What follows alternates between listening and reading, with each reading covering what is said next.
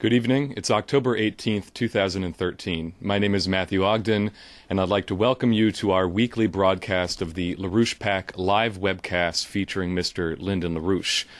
We will proceed according to our usual format tonight. There will be a series of questions which Mr. LaRouche will have an opportunity to respond to. I'm joined in the studio by Dennis Mason, who will be joining me in posing those questions. We are going to begin with a question which has come in from a source in Washington, D.C., and I'm just going to read the question as written. Mr. LaRouche, as of October 1st, the Affordable Care Act, otherwise known as Obamacare, has been launched with a well-known series of computer glitches and other serious problems. On a much more profound level, you were one of the earliest and harshest critics of Obamacare, even equating it with Hitler's 1939 T4 euthanasia program. Much of the recent debate around Obamacare has been muddled by Tea Party Republicans, the government shutdown, and the fight over the debt ceiling. The New York Times has recently published 3 articles exposing the fact that some of the most vulnerable Americans, including the working poor and single-parent households, will be shut out of the healthcare system altogether. Can you please take us through your critique of Obamacare in the context of the larger economic policies of the Obama presidency? What do these policies represent? What are your alternatives? Clearly, many of the most vocal and informed critics of Obamacare share very little with the Tea Party critics, and in fact advocate a far more serious change in our entire healthcare delivery system. Well, the question has 2 parts. The first part is entirely correct as far as I understand. That's clear. Those are the facts. But what's different is the question about the Obamacare system. Now, the charges made are plausible, but they don't go to the root of the matter.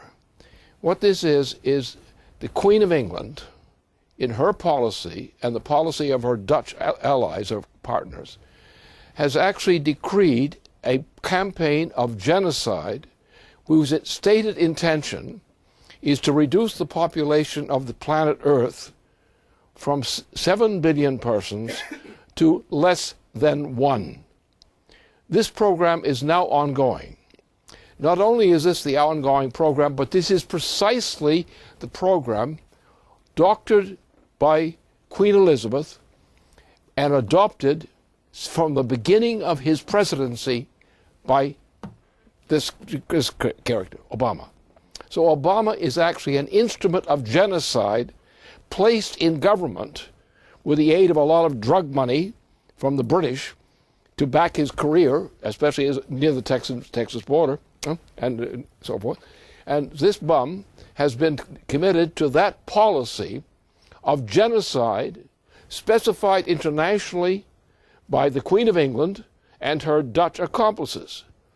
This program is now fully in effect, and has been in effect since actually the beginning of the George W. Bush administration. That has been the policy. It is also implicitly the policy of the Bush family. Since Prescott Bush, who was the actual guy who bailed Hitler out and made Hitler the dictator of Europe, essentially, was done by the same group. So both of these factors, the Bush family, from Prescott Bush, H.W. Bush, and Little Bush, are all samples of this problem. So what we're dealing with an international, effectively global, but which has already virtually taken out. The nations of continental Europe have virtually in the process of disappearing under a program which amounts already to genocide. What this means for the United States, if keeping Obama in the presidency is condoning genocide. He should be thrown out of office now in the proper procedure. Get him out of there So at the point we can save a lot of human lives. Now you look at the condition of the lives of people in the southern states, the children in southern states. Look at the other results of the Obama policy as specific. Then look back and say, where did this come from? How did Obama do all this?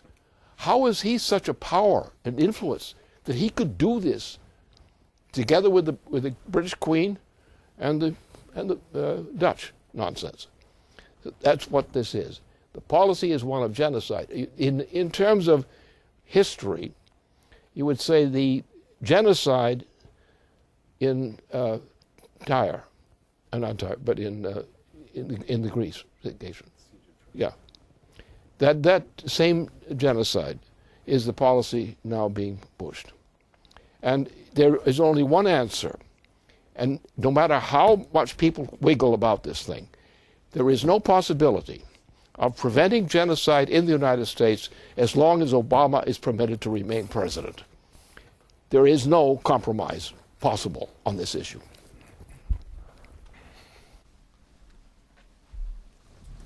Well, let me ask a follow-up question on that and give some very significant background, which I think is important for people to know. Let me just start by saying on June 24th, 2009, the LaRouche movement submitted testimony to the United States Congress titled, "Why the Obama Health Plan Must Be Scrapped." That written testimony began by saying, "We have determined that the fundamental premises of this program, as represented by OMB Chief Peter Orszag, his health advisor Ezekiel Emanuel, and the President himself, are identical to those which underlay the genocidal program for eliminating the unrehabilitatable sick in the Hitler regime. There can be no compromise with the premises of this program.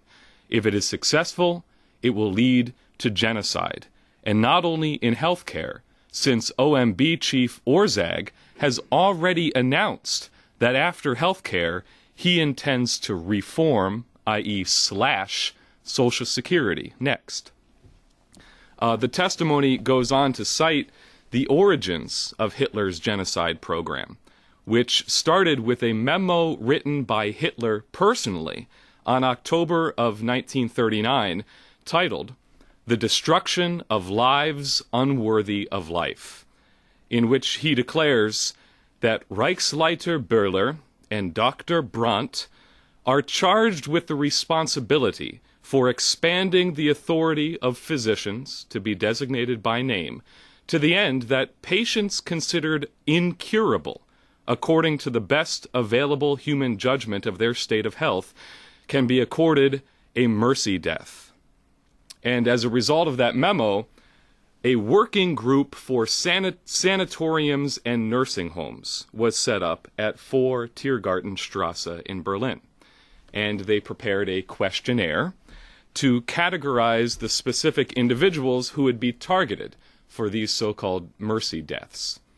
The 4 categories were: 1, patients who suffered from diseases which rendered them unemployable, including schizophrenia, epilepsy, senility, paralysis, feeble-mindedness, and the like. 2, patients who had been institutionalized for at least 5 years. 3, patients who are criminally insane. And 4, non-Germans.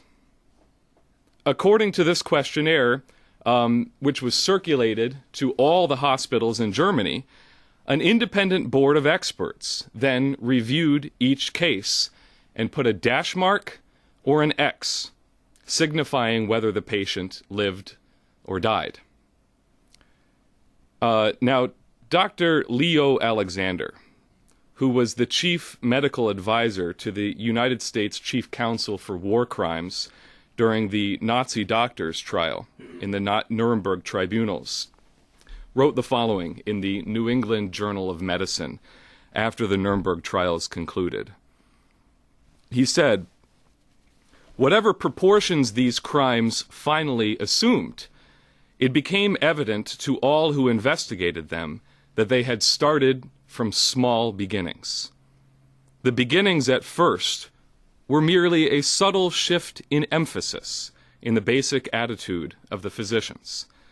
It started with the acceptance of the attitude, which is basic in the euthanasia movement, that there is such a thing as a life not worthy to be lived.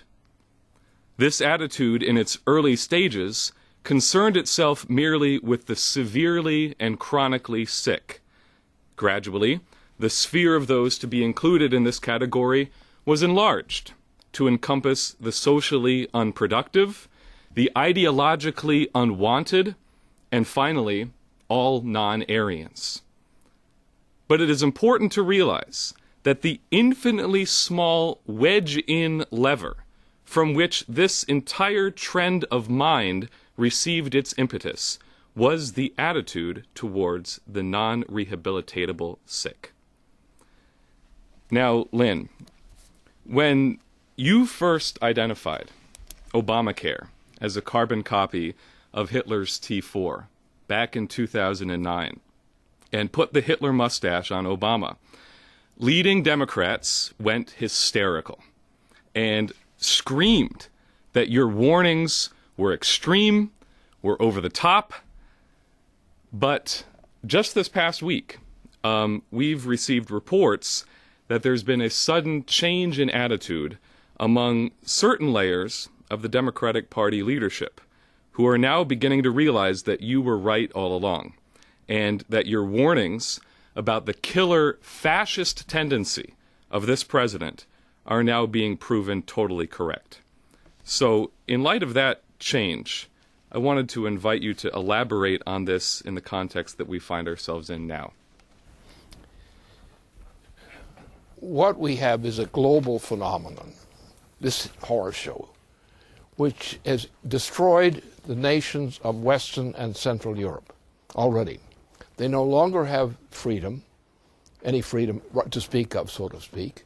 They're under management by the joint Dutch-British imperial system. And that whole center of Europe, central part of Europe, is now being butchered, plainly butchered. The thing is now being spread in terms of the Obama administration's role in the attempt to start a war against China. And this is very serious, an attempted war against China, where Korea refused to deal with Obama's administration on the basis of this, that they would not tolerate this attempt to start a war using Korea against China. So we're in the same kind of thing now. And on top of that, there is no possibility now, as long as Obama is not removed from office for elementary cause. If he's not removed from office, then those who do not work to remove him from office are guilty. They're guilty of the same crime as Adolf Hitler because they condone it. Because that's what the danger was with the Germans. The German people began to give in to Hitler. They're giving in to Hitler even before the war was the same kind of crime. It was a crime against humanity, which had already started in 1939, openly. And it was backed by Prescott Bush, who was the person who first intervened to allow Hitler to become the Chancellor of Germany, and who in effect made him and supported him, together with other pro-Nazi people in the British system and in the Bush family's system too. So the Bush family, since that time, including George H.W. Bush, including Bush, and this operation is the same criminal tendency, but in a more or less diluted form or disguised form. But that's what the policy is. And the Bush family's role in this is prominent all the way through. It is a Bush family problem, especially the family of Prescott Bush. And that's the problem. Do we in the United States have a sense of honor which refuses to deal justly with our own people for the sake of giving opportunities to that Bush family. Now, and also remember, there's another crime. 9/11. 9/11, even though they have all these special protocols around to try to deny the truth, 9/11 was a product of the British monarchy, the Saudi kingdom, including the leading Saudi figure right now, who is involved in that. They did 9/11. And then the Bush family went ahead and pushed through a cover-up of 9/11, when in point of fact it was the Saudi leader who had been, at that point, was the ambassador to the United States. This Saudi leader personally is involved in setting up 9/11, personally. And he's now the head of the, still ahead of the Arabian system. So that's what the problem is. Therefore, what you see is a stink of corruption permeating our own institutions of government through these mechanisms. And the time has come, we will not save the United States. And anyone who does not move to move these guys out is actually implicitly condoning treason against the United States, treason against the human species as well. Because the intention here is global. We have now 7 billion people on this planet, estimated. And the Queen of England, together with her Dutch accomplices, has set forth a policy for reduction of the human population as rapidly as possible from 7 billion people to 1 or less. That is the policy of the Queen of England. That is the policy of the Dutch system. The Dutch were actually much ahead of their British cousins in terms of this kind of genocide. And that's where we stand. We are at the point where anyone who raises funny questions about my charges against Obama and his predecessors and the Bushes is wrong. And their wrongness in the fact that they have great influence in the nation means that their wrongness, it borders into clearly criminal intentions.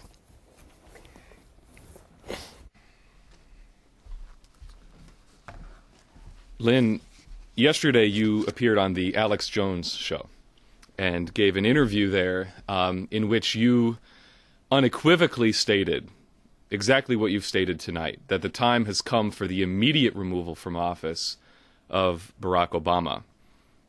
What you said there was that Obama has to be thrown out of office immediately, and there's every reason to do so preemptively, not only for his sake, but for the sake of the people of the United States.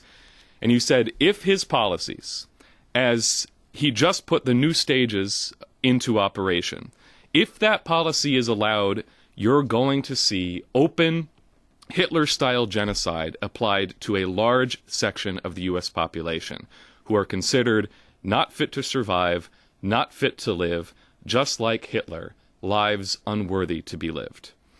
And in that interview, you said that across the nation, we're seeing an explosion in this determination, what you called a rising tide of determination to throw this guy out of office. That's the mood out there, and it's increasing at a rapid rate. Now, I just wanted to cite 2 examples of that. First of all, earlier this week, a very high-level elected official, the lieutenant governor of Texas, a man named David Dewhurst, surprised a lot of people by openly calling for Obama's impeachment. He said he had a number of reasons which rose to the level of high crimes and misdemeanors. Obama's blatant disregard for federal law, including ignoring federal drug laws, stating his open intention to work around the United States Congress in violation of the U.S. Constitution. But what Dewhurst said he was most concerned about is Benghazi. And he said all the national news reported that there was a live video stream into the White House Situation Room, and not mobilizing some response to protect the ambassador and those 3 Americans is just outrageous to me. He said, that happens to be my view, that the man has committed crimes that do not warrant his staying in office. Now, in addition to the Lieutenant Governor of Texas, we've also seen the somewhat popular radio show host Glenn Beck, who just recently joined in, finally, in calling for Obama's impeachment. And he said, for the very first time in my career, I personally am calling for the impeachment of the President of the United States. He's arming known terrorists in Syria. And if they are saying, we're going to arm Al-Qaeda, and yes, we know that these arms are going to fall into the hands of Al-Qaeda, Beck said, if that's not an impeachable offense, I don't know what an impeachable offense is. You're arming and aiding the enemies of the United States. I believe it is impeachable. I believe it is treason. And the president knows that it is against the law. So I think it's clear that there is indeed, as you said, Lynn, yesterday, a rising tide of determination in the United States to throw this president out of office. And what you said yesterday is that this is a president who's practically sitting there waiting for his own Nuremberg tribunal. So you raised the question on the Alex Jones show, are we going to wait for a bloody dictatorship in this country, or are we going to mobilize to throw him out of office now? What, in your opinion, needs to be said to the people who are in the position to do that to happen immediately? There's a certain time where silence speaks wonders. Because when you take the list of crimes which this president has committed against the United States and against the people of the world, and the greater crimes he's trying to spread now, for example, they're trying to spread war against China, which is already there, the Korean pressure from the United States on Korea, the same way. So you see that this thing that's been done, the crushing and destruction of Western and Central Europe, the genocide, virtual genocide against Greece in particular, the threats against other nations, Spain, Portugal, and so forth, all coming from this same source of policy, the Queen and her Dutch relative. And who are, by the way, these were the original sponsors, together with Bush, the Bush family. Prescott was a key author. Not only did he support and defend Hitler and in office, he did that, but his whole crew of allies did, from inside the United States and Britain. The same thing has been going on again. They have destroyed the sovereignty of the nations of Western and Central Europe. They have destroyed that sovereignty. And it started because a French president, who was no damn good, actually, was a key in that instrument. But it was done by whom? By George H.W. Bush, then a president of the United States, and then vice president as well, in this term, and that crew. They did it. So you've got the Bush family, which has a Hitler pedigree, to their grandfather, original grandfather, now Prescott Bush, a Hitler supporter. You'll find that all around all the people who that particular Wall Street interest were all the same thing. So the time has come that the question is, are we going to have a human species? Now, there's one aspect of this thing you've got to take into mind. The level of warfare today is thermonuclear warfare. We have a number of nations who are on the target list of the Obama and his allies, which include Russia and China and possibly India and other countries. Any war which occurs among this circle of nations, of adversaries, would be a thermonuclear war. A thermonuclear war would be the probable extinction of the human species because merely going to the level of warfare and mobilization and weaponry to do that, to conduct such warfare successfully, or supposedly, would actually cause reactions throughout the planet, which would be the extinction of the human species. There is no moral excuse. There's no justification in view of Obama's role in this complex and his advocacies in this complex. There is no basis in humanity for continue to further extend the presidency of the United States into the paws of Obama.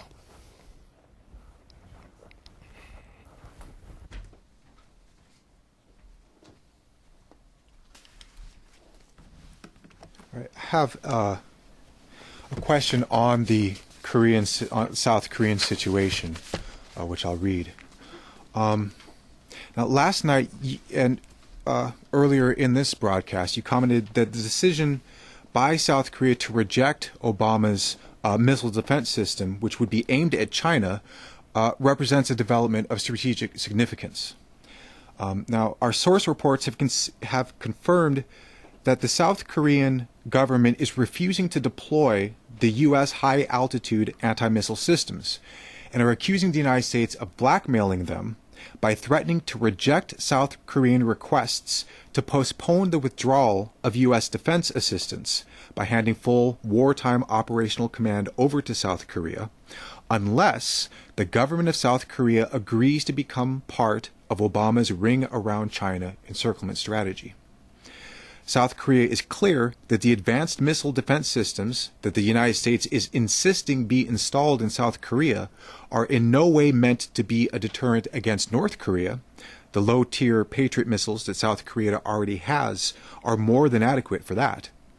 But rather that the United States high-altitude missile systems are intended to be targeted directly against China. Now, at the same time, it was reported this week that South Korea and Russia have revived talks on a proposed gas pipeline that would connect South Korea and Russia, crossing through the territory of North Korea. These talks have been stalled for several months, but represent a significant component for the potential for peace in the region, as it would benefit all three nations, South Korea being the world's second largest natural gas importer, Russia being one of the world's largest exporter of natural gas, and North Korea sitting right in the middle, desperately in need of both the revenue and the jobs that this would provide. Now, China would also most likely be involved because the relationship with North Korea would attract large amounts of Chinese investment into the project. On top of this, Russia also reported yesterday that they had just opened a rail connection last month between Kasan in Russia's southeast and the port of Rajin in North Korea. This connection represents a crucial portion of a possible rail connection all the way down to South Korea. And when President Putin met with South Korean President Park at the G20 in Moscow, President Park told Putin, quote, "I have personally dreamed of a railway that starts at Busan and reaches Europe via Russia. It is an important agenda item for my new government to strengthen Eurasian cooperation." So, could you say more about the significance of these developments on the Korean Peninsula from your perspective and the context of this in the general Pacific development orientation which you've been elaborating on? We have two key starring issues on this agenda.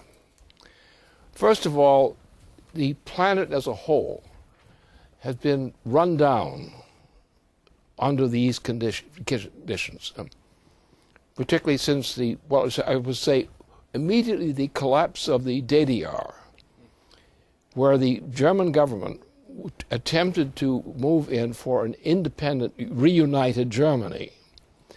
The French president, through his representatives, and also the British Queen, not the British Queen, but the British head of government, and also, personally, George H.W. Bush moved in Europe to put Germany under the control of a Euro system.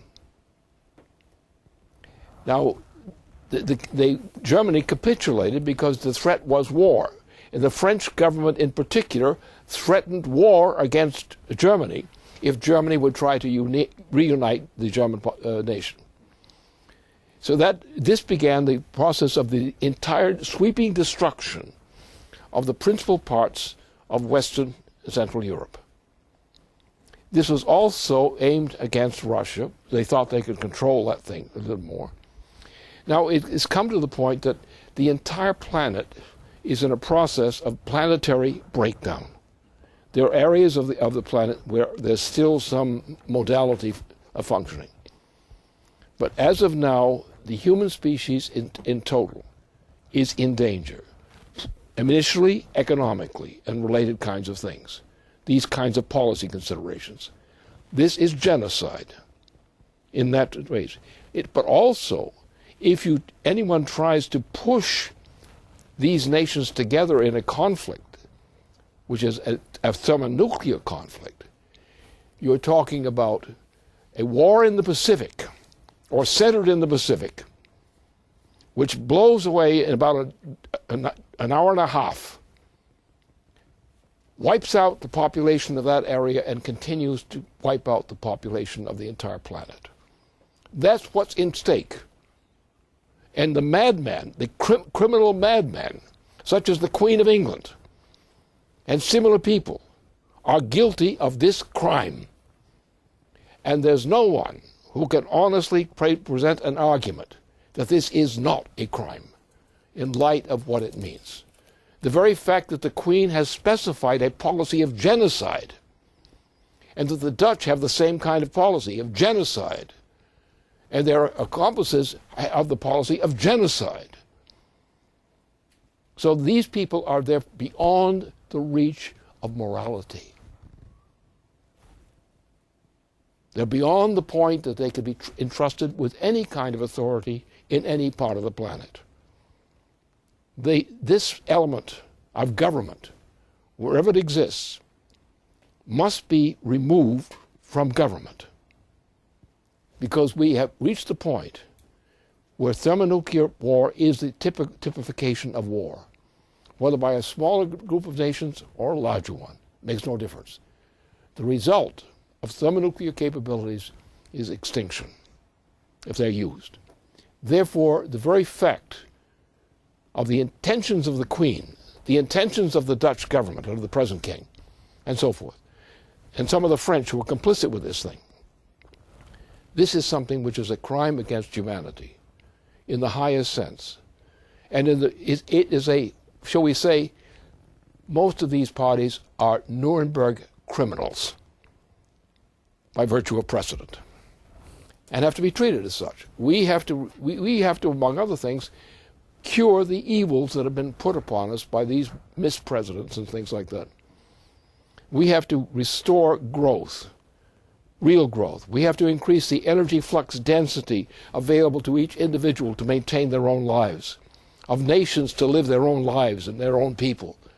We will come to a point where, because the very existence of thermonuclear warfare is such that it's implicitly totally disturbing, that we have to therefore come to a new view of the role of man and man's nations, both on Earth itself and now implicitly beyond Earth. Mars will become, at some time soon, if we are allowed to do that, Mars will become really a colony of Earth. Not by a sense of recolonization, but there is no form of life known to us on Mars, or known to us in other planetary systems nearby, which has human life on it, indigenously on it, unless somebody drops in for a visit. And therefore, we are at a point where we must reach a conception of the management of the solar system, working our way out from a core of nations into the larger. We have to defend these nations against all kinds of risks, asteroids and things of that nature. They're constant threats. So therefore, we have to have a management of and we think it's only Earth. We think that Earth, excluding Jupiter and Saturn and a few other things, there's no likely place where something like human life be found except on Earth and Mars, perhaps. And there, who knows what we can do on these things. So we've come to the point that mankind on Earth is going to have to look around at its immediate neighbors, which means largely Mars, and it means a lot of large asteroids, which can be very useful to us if we can get them under control. So our responsibility is to create the circumstances in places like Mars and on some of these asteroids and so forth, where we can create something which creates safety for human life on Earth and also helps to develop the interior of the solar system, or a certain part of the solar system, in a way which suggests that there's going to be a continuing future through progress throughout the solar system, at least for maybe the next billion years or so. And that should be our immediate objective, and we hope that within a billion years maybe we could get some other problems solved as well.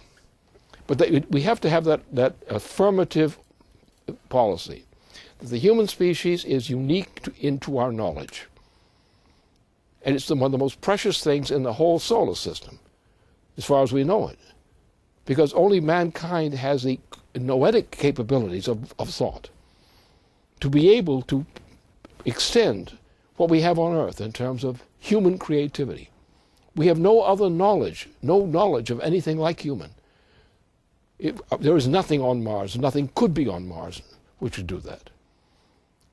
And therefore, that's what we have to do. We have to say now, war is out. You can no longer conduct war among nations because it leads to an automatic genocide. And therefore, we have to change our ways accordingly. We have to come to a new treaty which puts limits and control over the British system, over the Dutch system, and other systems which are violently prone against other people. We have to bring an order. Yes, nation states we want, but the development of nation states is just as important as the existence of nation states. We have to take a pro-humanity policy, knowing that the human species is unique in its capabilities of creativity. And therefore, from our standpoint, the human species is, as a creative model, is sacred in principle. And we have to come now to that accord. Yes, we want the nations to be sovereign. Why? Because they have a culture. The sovereignty of the nation is part of a culture. The culture is a part of the ability of the nation to function, to work under a system of law, and to work under a system of cooperation, lawful cooperation among nations. That is precious to us. The time has come to make a very important change. Get rid of the oligarchical system. Remove it from this planet. Go to sovereign nation states and their cooperation and their voluntary cooperation above all.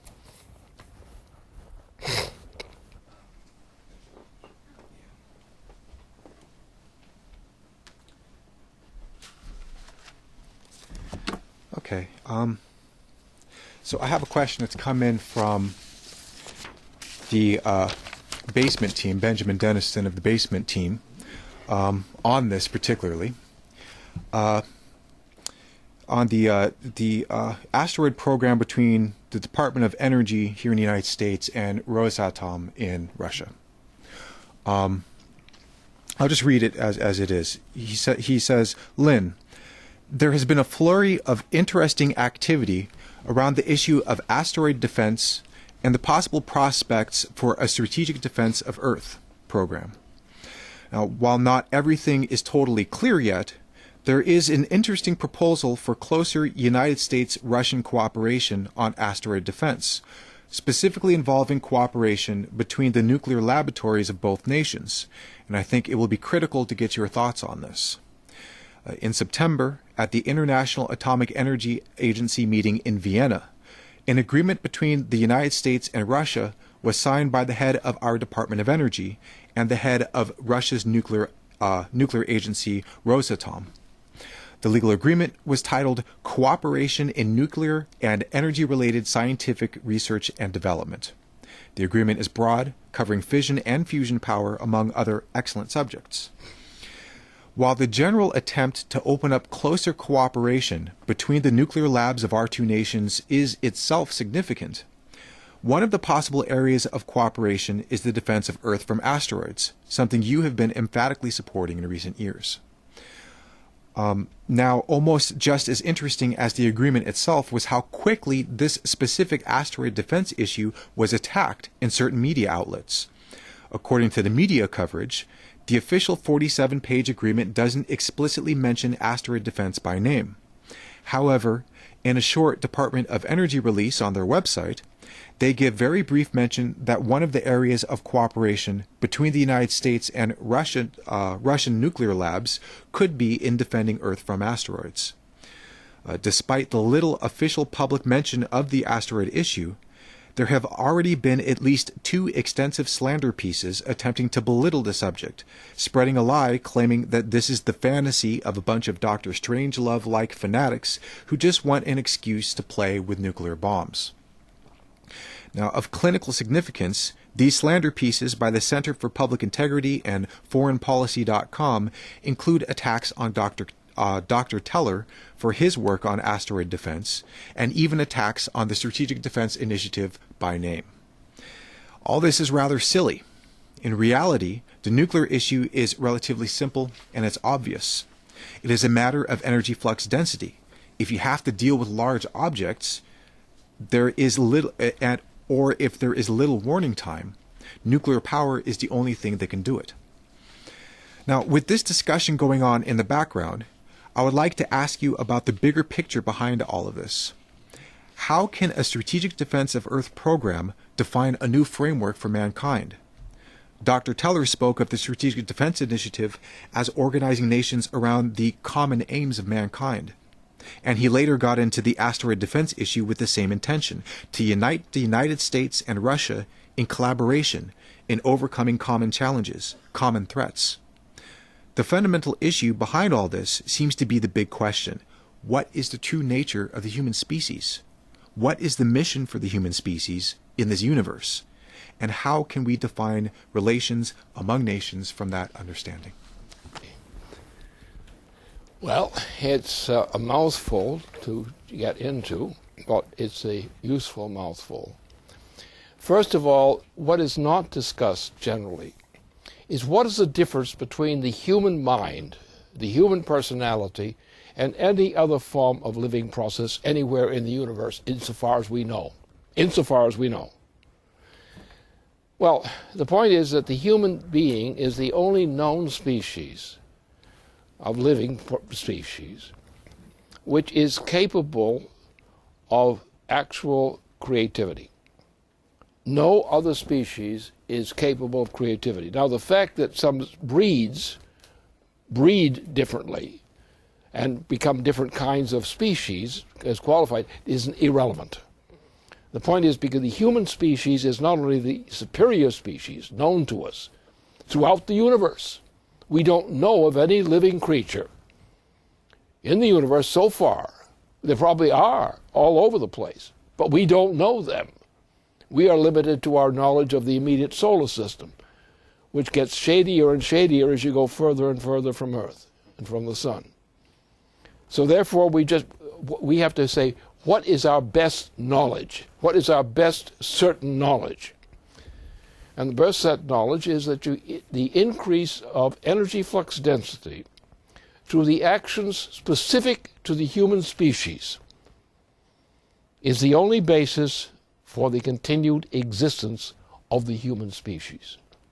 We know in all the animal kingdoms there is no species with any specific likeness and character to the human species.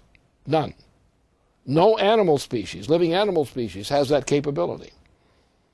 It is unique to mankind. Now, there are a lot of stupid people who don't agree with me, but that's why they are stupid people. They don't realize that the point is, our concern is loyalty to the human species and its promotion, its development, its security. And what we do when we find different kinds of human species, or varieties of human species, we're concerned that these species do not distract themselves from their true mission by getting into wars with each other, avoidable wars in particular. That mankind has a mission inherent in mankind, which very few people on this planet today really understand.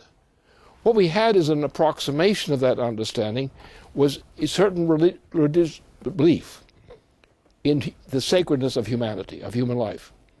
And we had religions which had that belief and had a practical understanding of that belief. And therefore we said, among such people, there must be permanent peace. There can be differences, there can be arguments, but there has to be cooperation. There has to be perfect peace. Now, we've gone through wars, terrible wars, and terrible kinds of genocide otherwise, over the history of man. We would hope that mankind would suddenly realize what it is to be mankind, what that means, what the human species means in the universe. We don't know of anything else but mankind as having these characteristics, what we call mind, what we call creativity, what we call everything good about mankind.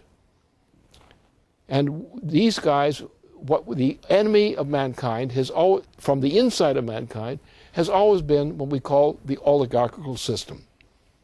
That what happens is some people, like those who conducted the genocide anyway, that this kind of genocide at that war and other similar kinds of wars represented a kind of barbarism which is beneath humanity. Now what happened is most of the national cultures of the world came under the control of cannibals or similar kinds of defective people who preyed upon each other, who lost all touch with the commonality of interest of humanity. The time has come that this must be realized. Now, what must be allowed in such a situation? Yes, national sovereignty is a good when it is practiced as a good. Differences in culture are tolerable and agreeable if we can learn to work together. That sort of thing. But what we're doing now, what makes the President of the United States, the current president, evil, is his attachment to the Queen and to the Dutch and similar kinds of circles. That cannot be tolerated. That tendency toward genocide cannot be tolerated. The other fact here is that we know a little bit about Mars. We have been able to peek at it occasionally, and we have some other notions of these kinds of things. But as far as we know, mankind, as we know mankind on Earth, is the only species which has the noetic capabilities otherwise known to be specifically human. The human species is, to the best of our knowledge, the highest form of life existing in the universe. We don't know of anything better. We don't know anything to match that. And therefore our law, now the point of warfare, in terms of thermonuclear warfare, is so destructive. War cannot be used anymore. Not as war. Maybe other police measures may be necessary, but not war. So the challenge now is, at this point, at a crucial point in history, in world history of mankind, we have to eliminate maintaining the idea of the sovereign nation state. That is a necessary right to protect and defend. Culture, the idea of living within a particular culture within the human species. That's fine. That has to be protected. But the idea of use of warfare for oligarchical purposes and ambitions must now come to an end, and come to an end with whatever force is necessary to bring this about.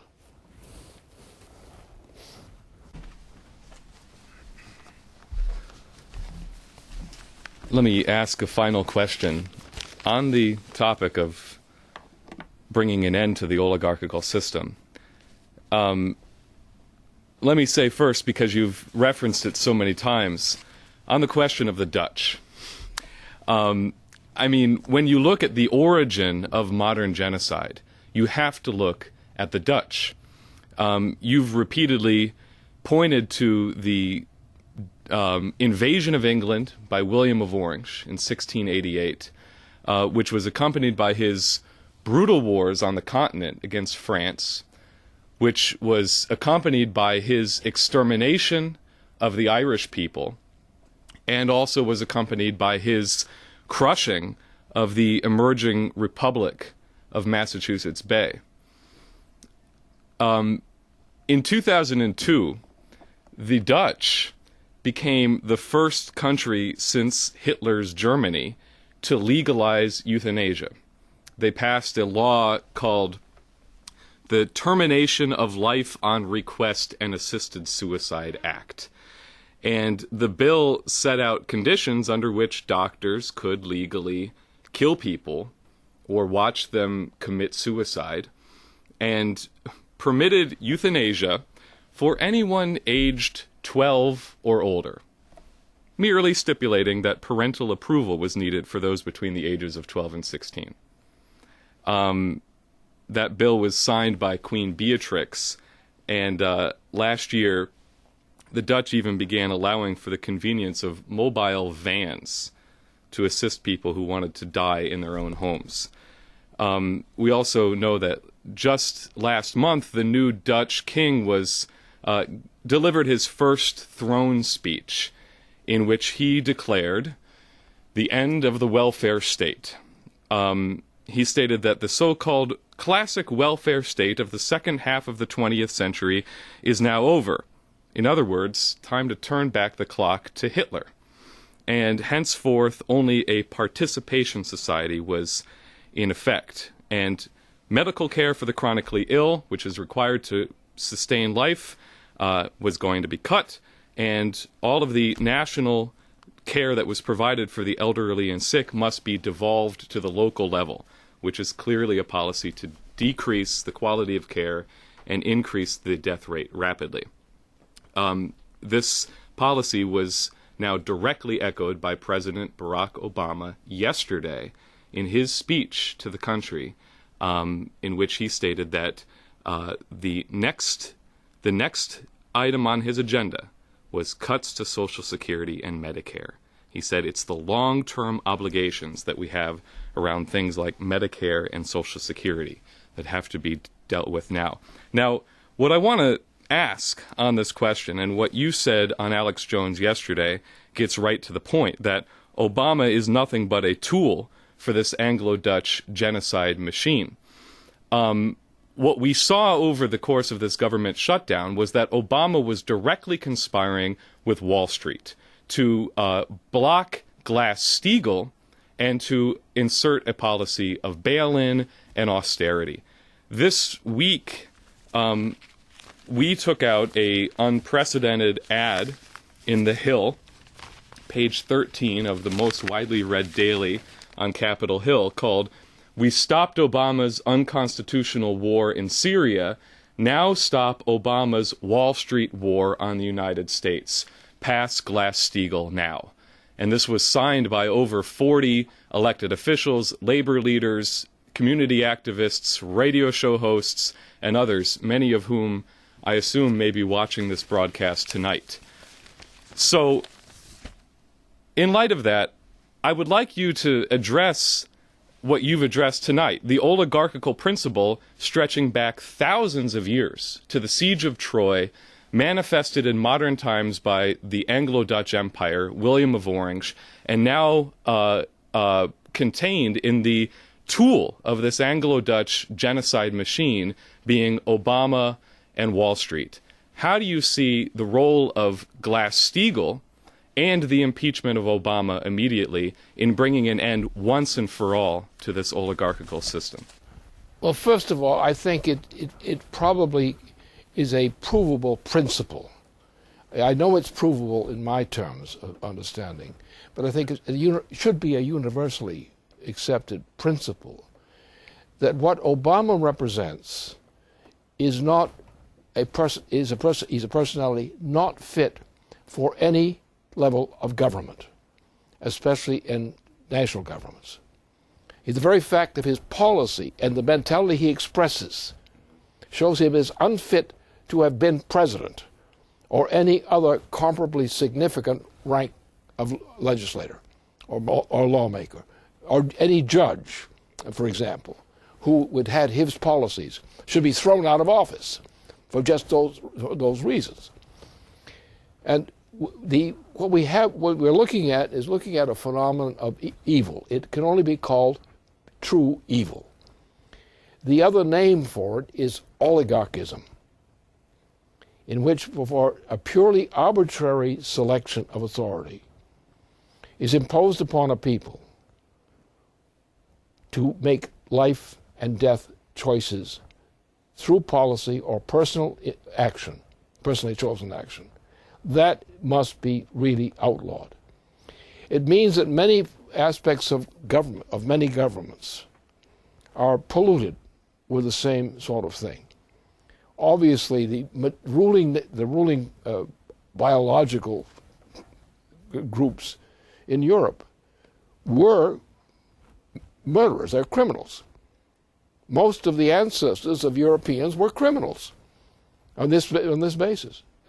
Crimes against humanity, the oligarchical system, the idea of Roman emperors, anything like that, because it was a system of brutality. Knighthood was a system of brutality. It was not the rights of people, human beings as human beings, were not recognized as that. As a matter of fact, we were all deprived by the degradation of human beings in any part of the world, the degradation of human beings to cannibalism, etc., etc. These things are crimes against humanity which must be stopped without any equivocation.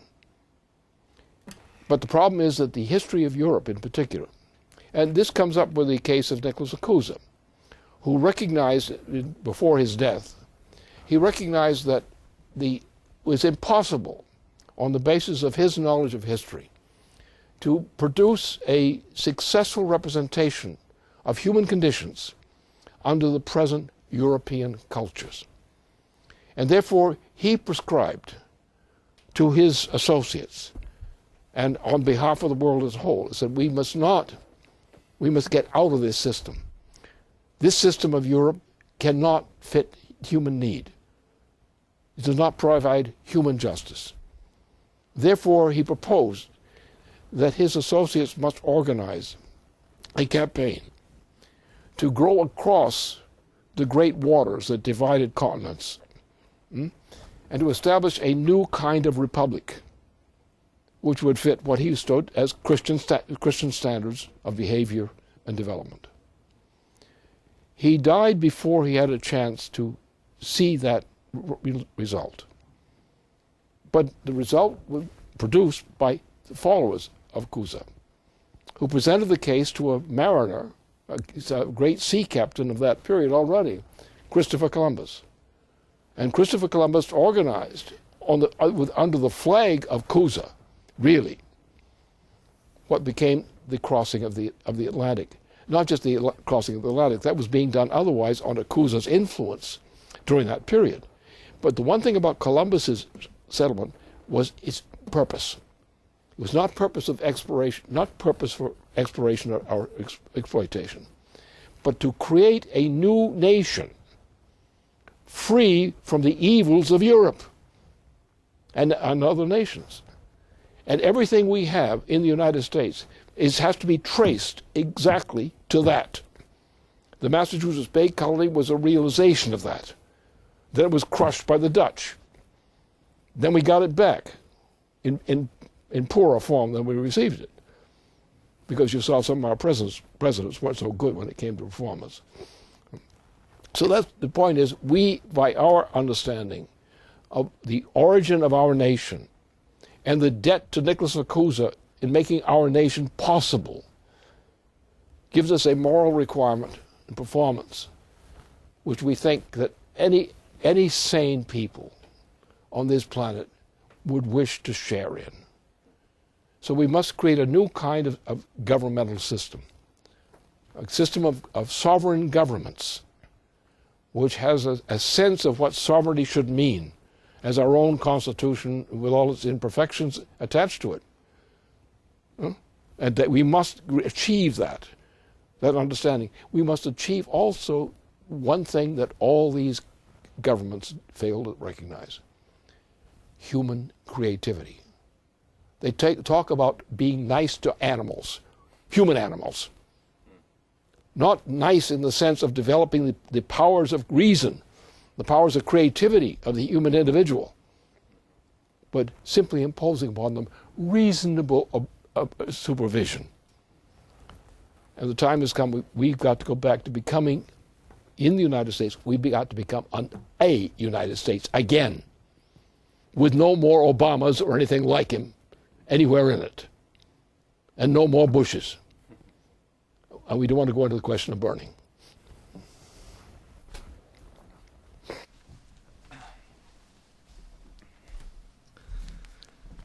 Well, on that note, I think we've reached the appropriate place to bring a conclusion to our broadcast. I'd like to thank you for joining us tonight. Thank you, Lynn. Thank you, Dennis. And please stay tuned, because next week is going to be a very important week. Thank you for watching, and good night.